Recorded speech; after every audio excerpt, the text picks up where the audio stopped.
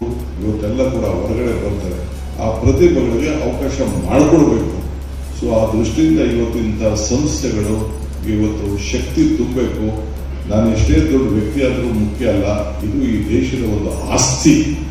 ಆಸ್ತಿನೇ ನಮ್ಮ ಸಂಸ್ಕೃತಿ. ಇದಕ್ಕೆ ನಾನು ಶಕ್ತಿ ಕೊಡಬೇಕು ಅಂತೇಳಿ ನನ್ನ ಮಿತ್ರ ರಾಜಶೇಖರ್ ಅವರು ಬರೆದಾಗ, ರಾಜಶೇಖರ್ ಅವರು ನಮ್ಮ ಡಾಕ್ಟರ್ ವೀರೇಂದ್ರ ಹೆಗ್ಗಡೆ ಅವರ ವಿಚಾರದಲ್ಲಿ ಬೇಕಾದಷ್ಟು ಹೋರಾಟವನ್ನು ಮಾಡಿ ಪ್ರತಿಪಾದನೆಯನ್ನು ಮಾಡಿ ಈ ಧರ್ಮವನ್ನು ಉಳಿಸಲಿಕ್ಕೆ, ಧರ್ಮಸ್ಥಳದ ನಿಂತಿದ್ದಾರೆ. ಸೊ ಅವರು ದೇಶಕ್ಕೆ ಅಲ್ಲ, ಈ ಧರ್ಮಕ್ಕೆ, ಈ ಭಾಗ್ಯಕ್ಕೆ ಏನು ನಾವು ಉಳಿಸ್ಕೊಂಡಿದ್ದೀವಿ ಅದ್ರ ಪರವಾಗಿ ಅವರ ಧ್ವನಿ ಎತ್ತಾ ಇದ್ದಾರೆ. ಅವ್ರಿಗೊಂದು ಶಕ್ತಿ ಕೊಡಬೇಕು ಅಂತ ಹೇಳಿ. ಇದು ಮುಂಚಿತವಾಗಿ ನಮ್ಮ ಅಶೋಕ್ ರೈ ಕೇಳಿದ್ರೆ, ಏನಪ್ಪ ನಮ್ಮ ಸ್ನೇಹಿತರೊಬ್ಬರು ಕರಿತಾ ಇದ್ದಾರೆ ಅಂತ, ಅಯ್ಯೋ ಮೊದಲು ಬನ್ನಿ ಅಂತೇಳಿ ಅವ್ರದ್ದು ಬಹಳ ಬರುವಂತ ಆಯ್ತು. ಅಶೋಕ್ ರೈ ನೀವು ಬರಲೇಬೇಕು, ನಾನು ಇನ್ನೊಂದು ಯಾವ್ದಾದ್ರು ಚಿಕ್ಕ ಕಾರ್ಯಕ್ರಮದ ಜೊತೆಗೆ ಇಟ್ಕೊಳ್ತೀನಿ ಅಂತ ಅಶೋಕ್ ರೈ ಅವರು ಕೂಡ ನನಗೆ ಬಹಳ ಒತ್ತಡ ಮಾಡಿದ್ರು. ಸೊ ಆ ದೃಷ್ಟಿಯಿಂದ ಬಹಳ ಪ್ರೀತಿಯಿಂದ ಇವತ್ತು ನಾನು ನನಗೆ ಬಂದಿದ್ದೇನೆ. ಇಷ್ಟು ದೊಡ್ಡ ಕಾರ್ಯಕ್ರಮ, ಒಂದು ಅರ್ಜಿ ಕೊಟ್ಟಿದ್ದೀರಿ ಭವನದ ವಿಚಾರ. ನಾನು ಈಗ ಮಾತಾಡಕ್ಕೆ ಹೋಗುದಿಲ್ಲ, ಏನು ಮಾತಾಡ್ತೀನಿ, ಏನು ಕೊಡ್ತೀನಿ, ಏನು ಸಹಾಯ ಮಾಡ್ತೀನಿ ಅಂತ ಟೈಮ್ ಬರ್ತದೆ. ಇದಕ್ಕೆ ಆ ಟೈಮ್ ಬಂದಂತ ಸಂದರ್ಭದಲ್ಲಿ ನಾನು ಮಾತಾಡ್ತೇನೆ. ಸೊ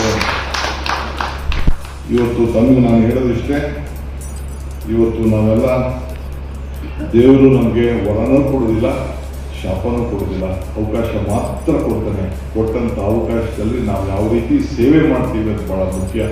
ಆ ದೃಷ್ಟಿಯಿಂದ ಇವತ್ತು ನಾವೆಲ್ಲ ಇವತ್ತು ಏನು ವೇದಿಕೆಯಲ್ಲಿದ್ದೇವೆ ಸಮಾಜಕ್ಕೆ ಕೊಡಬೇಕು ಅನ್ನೋದು ಒಂದೇ ಒಂದು ದೃಷ್ಟಿಯಿಂದ ಇವತ್ತು ಮಾಡ್ತಾ ಇದ್ದೇವೆ. ನಾನು ಇನ್ವಿಟೇಷನ್ ಅಲ್ಲಿ ನೋಡಿದೆ, ಶ್ರೀ ಲಕ್ಷ್ಮೀನಾರಾಯಣ ಪ್ರಸನ್ನ ಓಂ ಶ್ರೀ ಮಂಜುನಾಥ. ಲಕ್ಷ್ಮೀ ಜೊತೆಗೆ ನಾರಾಯಣನ ಕರೀತಾ ಇದ್ದೀವಿ. ವೆಂಕಟೇಶ್ವರನ ಕರೆಗೆ ಮುಂಚಿತವಾಗಿ ಲಕ್ಷ್ಮೀ ವೆಂಕಟೇಶ್ವರ ಅಂತೀವಿ. ಪರಮೇಶ್ವರನ್ ಕರಬೇಕಾದ್ರೆ ಪಾರ್ವತಿ ಪರಮೇಶ್ವರ ಅಂತೀವಿ. ಹಂಗೆ ಫಸ್ಟ್ ಮೊದಲು ಹೆಣ್ಣು, ಆಮೇಲೆ ಗಂಡು, ಮೊದಲು ತಾಯಿ. ಗಣೇಶನಿಗೆ ಮದುವೆ ಇಲ್ಲ, ಫಸ್ಟ್ ಹಬ್ಬ ಮಾಡ್ಬೇಕಾದ್ರೆ ಗೌರಿ ಹಬ್ಬ ಮಾಡ್ತೀವಿ, ಆಮೇಲೆ ಗಣೇಶನ ಹಬ್ಬ ಮಾಡ್ತೀವಿ. ಹಂಗೆ ಈ ಭೂಮಿ ತಾಯಿಗೆ ಮೊದಲು ನಾವೆಲ್ಲ ನಮನ ಸಲ್ಲಿಸುವಂತ ಕೆಲಸ ನಾವೆಲ್ಲ ಮಾಡಿಕೊಂಡು ನಾವು ಬರ್ತಾ ಇದ್ದೇವೆ. ಇದೇ ಈ ದೇಶದ ಒಂದು ದೊಡ್ಡ ಆಸ್ತಿ. ಸೊ ಆ ದೃಷ್ಟಿಯಿಂದ ನಾನು ಮಾತಾಡ್ಕೊಂಡು ಹೋದ್ರೆ ಗಂಟೆಗಟ್ಟಲೆ ಮಾತಾಡಬೇಕಾಗ್ತದೆ. ಬಹುಶಃ ಸಾಕು. ಸಂಸ್ಕೃತಿ ಬಗ್ಗೆ ಮಾಡಿದ್ದು, ಸಂಸ್ಕೃತಿ ಶ್ಲೋಕದ ಬಗ್ಗೆ ನಾಳೆ ನಾನು ಹೇಳಿದ್ದೇನೆ. ಸೊ ಹಾಡು ಕೇವಲ ಅದೊಂದು ಶಬ್ದ ಅಲ್ಲ, ಅದೊಂದು ಭಾವನೆ. ಆ ಭಾವನೆಗೆ ಸಂಗೀತ ಖುಷಿಯಾಗಿದ್ದಾಗ, ಸಂತೋಷವಾಗಿದ್ದಾಗ ಎಲ್ಲ ಕಡೆ ಈ ಸಂದರ್ಭದಲ್ಲಿ ನಾವು ಕೇಳ್ಕೊಂಡು ನಾವು ಮಾಡ್ಕೊಳ್ತಾ ಇದ್ದೀವಿ. ಸೊ ನಮ್ಮ ಮೇಲೆ ಎಷ್ಟೇ ಶ್ರಮ ಇದ್ರೂ ಕೂಡ ನಾವೆಲ್ಲ ನಮ್ಮ ಪ್ರತಿಭೆಗೆ ನಾವು ಪ್ರೋತ್ಸಾಹ ಕೊಡಬೇಕಾದ್ದು ನಮ್ಮೆಲ್ಲರ ಕರ್ತವ್ಯ.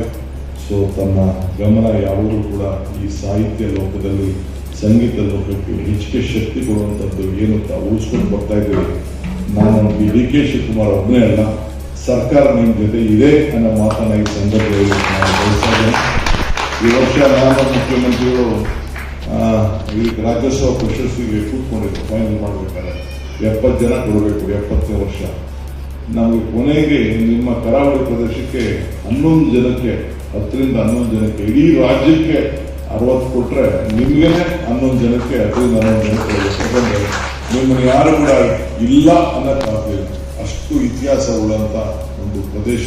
ಯಾವುದೇ ಸಂದರ್ಭದಲ್ಲಿ ಕೂಡ ಶಿಕ್ಷಣದಲ್ಲಿರ್ಬೋದು, ಸಾಹಿತ್ಯ ಇರ್ಬೋದು, ಬೇಕಾದಷ್ಟು ನಾನು ಇಲ್ಲಿ ಬರ್ಬೇಕಾದ್ರೆ ಚರ್ಚೆ ಮಾಡ್ತಿದ್ದೆ. ನಾನು ನಿಮ್ಮಲ್ಲಿ ಭೂತ ಆರಾಧನೆ ಇರ್ಬೋದು, ನಾಗರದ್ದು ಆರಾಧನೆ ಇರ್ಬೋದು, ಕಂಬಳ, ಯಕ್ಷಗಾನ, ಹುಲಿವೇಷ, ಈ ರೀತಿ ದೇವಸ್ಥಾನಗಳು, ಬ್ಯಾಂಕ್ಗಳು, ವಿದ್ಯಾಸಂಸ್ಥೆಗಳು ನಿಮ್ಮದೇ ಆದಂಥ ಅನೇಕ ಪ್ರಸಿದ್ಧಿ ಇದೆ. ಮುಂದಕ್ಕೂ ಕೂಡ ನಾನು ಈ ಒಂದು ಪ್ರದೇಶದ ಇತಿಹಾಸ, ಈ ಕರಾವಳಿ ಪ್ರದೇಶದ 300 ಚಿಲ್ಲರೆ ಕಿಲೋಮೀಟರ್ ಏನಿದೆ ಇದರಲ್ಲಿ ಅಭಿವೃದ್ಧಿ ಆಗಬೇಕು. ಜನ ಹೊರಗಡೆ ಹೋಗೋದನ್ನು ನಾವು ನಿಲ್ಲಿಸಬೇಕು, ಇಲ್ಲೇ ಉಳಿಸ್ಕೊಳ್ಬೇಕು ಅಂತೇಳಿ ಒಂದು ದೊಡ್ಡ ಪ್ರಯತ್ನ ಮಾಡ್ತಾ ಇದ್ದೇನೆ. ಅದು ಬೇರೆ ಸಂದರ್ಭದಲ್ಲಿ ಆ ವಿಚಾರ ನಾನು ಮಾತಾಡ್ತೀನಿ ಅಂತ ಸಂದರ್ಭದಲ್ಲಿ ಹೇಳಿ, ಇವತ್ತು ನನಗೆ ತಮ್ಮನ್ನೆಲ್ಲ ಬಂದು ಭೇಟಿ ಮಾಡೋಂಥ ಅವಕಾಶ ಸಿಕ್ಕಿ, ಶ್ರೀಗಳ ಆಶೀರ್ವಚನ ಕೇಳೋಂಥ ಒಂದು ಭಾಗ್ಯ, ಜೊತೆಗೆ ನಮ್ಮ ಶ್ರೀ ವೀರೇಂದ್ರ ಹೆಗ್ಗಡೆ ಅವರ ಆಶೀರ್ವಚನವನ್ನು ಪಡೆಯುವಂಥ ಭಾಗ್ಯ ಇವತ್ತು ದೊರಕಿದೆ. ನಿಮ್ಮನ್ನೆಲ್ಲ ನಾನು ಬಂದಂಥ ಸಂದರ್ಭದಲ್ಲಿ ನನಗೆ ಭವ್ಯವಾದಂತಹ ಸ್ವಾಗತವನ್ನು ನೀಡಿ ಮನಸ್ಸಿಗೆ ನೆಮ್ಮದಿಯನ್ನು ಒಂದು ಮಾತು ಕಡಿಮೆ ಮಾಡಿದ್ರಿ. ಒಂದು ಸಂಗೀತ ಕಚೇರಿ ನಡೆಸಿಸ್ಬಿಟ್ಟು ಇನ್ನೊಂದು 5 ನಿಮಿಷ ಕೇಳ್ತಿದ್ದೆ ನಾನು, ನಿಮ್ದೇನು ಸಂಗೀತ, ಗಾಯನ, ಸಾಹಿತ್ಯ ಏನು ಅಂತ. ಇರಲಿ, ನಾನು ಬೇರೆ ಸಂದರ್ಭದಲ್ಲಿ ಇದನ್ನು ತಿಳ್ಕೊಳ್ಳಿಕ್ಕೆ ನಾನು ಪ್ರಯತ್ನ ಮಾಡ್ತೇನೆ. ಈ ಶಾರದೆ ನಿಮ್ಮ ಮನೆ ಪಾತ್ರದಲ್ಲಿ ಇದ್ದಾಳೆ. ಇದೆಲ್ಲ ಕೂಡ ರಾಜ್ಯಕ್ಕೆ ಇದನ್ನು ಹಂಚಿ ರಾಷ್ಟ್ರಕ್ಕೆ ಒಂದು ದೊಡ್ಡ ಶಕ್ತಿ ಆಗಲಿ ಅಂತೇಳಿ ನಿಮ್ಮ ಜೊತೆಲಿ ಸರ್ಕಾರನೂ ಇದೆ, ಡಿ ಕೆ ಶಿವಕುಮಾರ್ ಇದ್ದಾರೆ ಅನ್ನೋ ಮಾತನ್ನು ಹೇಳಿ ನನ್ನ ಮಾತನ್ನು ಮುಗಿಸ್ತೇನೆ. ನಮಸ್ಕಾರ.